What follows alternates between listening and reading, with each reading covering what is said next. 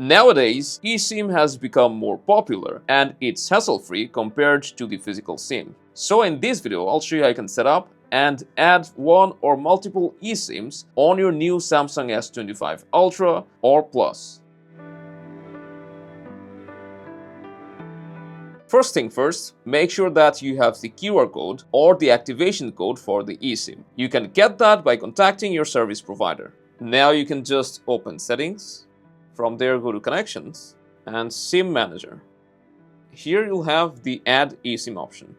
Tap on it, put in your passcode if you have any set up. Now you can either transfer the SIM from another phone, which only works for some Android, or you can scan a QR code. Now select Scan QR Code, then bring your QR code into the frame.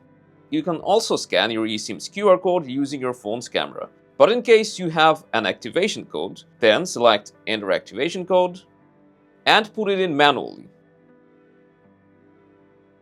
So let's bring up the QR code, which in our case we have printed. Hold it inside the frame, and then the eSIM will be detected. Just tap on Add, give it a few seconds, and now the eSIM has been added to your Samsung S25.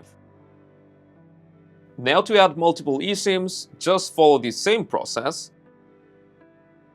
But note that only two SIMs can be activated at the same time, whether it be a physical SIM or an eSIM.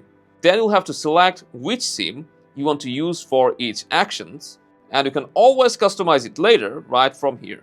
So that's how you can add multiple eSIMs on the Galaxy S25 series.